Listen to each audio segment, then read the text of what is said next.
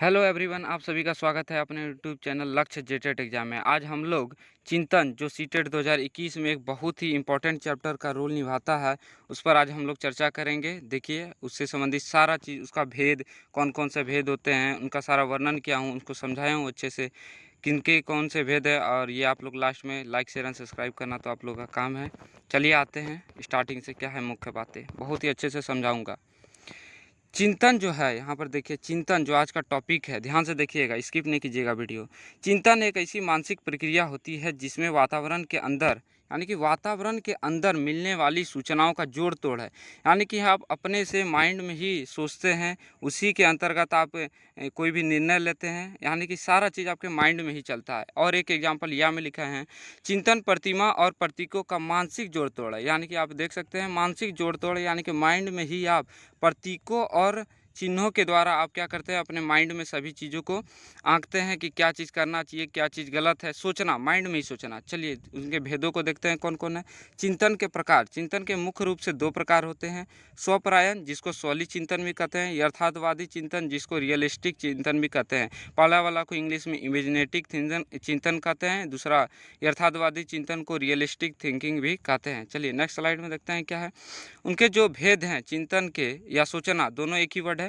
उनके जो पहला भेद है स्वपरायण चिंतन, यानी कि सॉली चिंतन, इमेजिनेटिक थिंकिंग, यानी कि इमेजिंग में आप माइंड में ही सब चीज़ सोचते हैं। इसमें व्यक्ति अपनी कल्पना एवं इच्छाओं, यहाँ पर देखिए ध्यान से जो वर्ड है उसको मैं घेर देता हूँ, कल्पना एवं इच्छाओं की अभिव्यक्ति करता है। यानी कि जो आपके माइंड में, यानी कि मन में ही मन में आपका जो चीज़ चलते रहता है, ये क्या होता है, फालतू होता है। देहाती लैंग्वेज में भी आप समझिए कि ये फालतू होता है, रियलिटी से इसका कोई संबंध नहीं होता, यानी कि वास्तविकता से इसका कोई संबंध नहीं होता है। इसमें कोई भी समस्या समाधान नहीं होता, कोई भी समस्या समाधान नहीं। यानी कि आप माइंड में जो मन सोच रहे अपने मन से कि गाड़ी लूँगा, बाहर जाऊँगा, बंगला होगा मेरा, सब कल्पना में, मीनिंग सब कल्पना में ही चलता रहता है। इसी को कहते हैं स्वली चिंतन। एक बार ये वीडियो देख लीजिए, आपको चिंतन से संबंधित अन्य कोई वीडियो नहीं देखना पड़ेगा। ध्यान से देखिए। इसके बाद है चिंतन जो है, उसका दूसरा जो भेद है, देखिए, यथार्थवादी चिंतन, यानी कि रियलिस्टिक। नाम से ही पता चल रहा है रियल है, यानी कि वास्तव में सब चीज़ होता है, ये वास्तविकता से रिलेटेड होता है। इसमें समस्या समाधान किया जाता है। जो आप समस्या आप सोचते हैं, उसको आप सोचते हैं कि कैसे इसका समाधान होगा। इसमें वास्तविक समस्याओं के बारे में सोचा जाता है, जो रियल बात होता है उसी के बारे में इसमें सोचा जाता है। चिंतन के अब जो यथार्थवादी चिंतन होते हैं, उनके तीन भेद होते हैं मुख्य रूप से। देखिए कौन कौन है। अभिसारी चिंतन, कॉग्निटिव थिंकिंग, सृजनात्मक चिंतन, क्रिएटिव थिंकिंग, इसी को अवसारी चिंतन भी कहते हैं। आलोचनात्मक सोचना, यानी कि तीसरा जो है आलोचनात्मक सोचना, चिंतन इसी को बोलिए। यानी कि तीनों में आप सोचना चिंतन जो बोलिए, दोनों एक ही है। तो इनके मुख्य भेद जो हो गए, ये तीन हो गए। अभिसारी, अवसारी, यानी कि सृजनात्मक, आलोचनात्मक चिंतन, तीनों को ध्यान से देख लीजिए। चलते हैं नेक्स्ट स्लाइड की ओर। यहाँ पर देखिए एक एक पॉइंट को मैं डील करूँगा।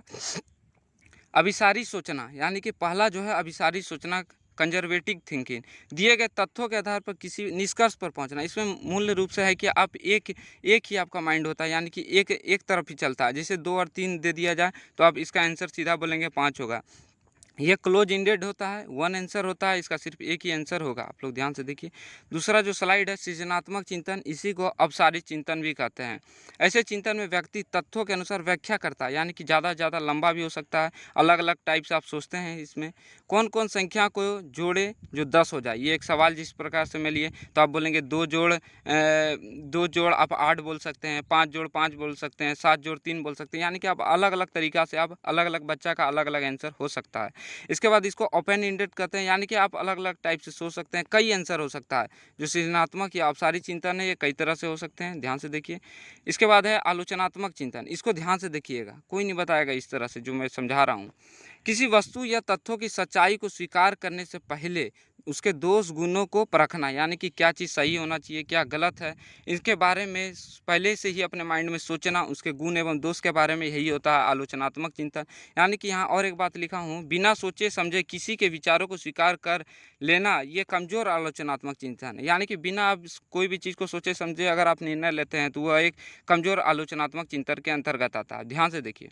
इसके बाद तो देखिए बहुत ही कम समय में बताता हूँ मैं वीडियो को। आप लोग ज़्यादा से ज़्यादा लाइक शेयर एंड सब्सक्राइब कीजिएगा। देख लीजिए आप लोगों को ये वीडियो कैसा लगा, please like share and subscribe जरूर कीजिएगा, सब्सक्राइब करना नहीं भूले। मैंने एक RTE 2009 के अंतर्गत NCF 2005 के अंतर्गत वीडियो दिया है, अगर वो नहीं देखे हैं तो ज़रूर देखिए, डिस्क्रिप्शन में उसका लिंक डाल दूंगा। आप एक बार फिर से इसको चिंतन को रोक करके आप बढ़िया से समझ लीजिएगा। ये बहुत ही कम समय में बनाता हूँ। धन्यवाद साथियों।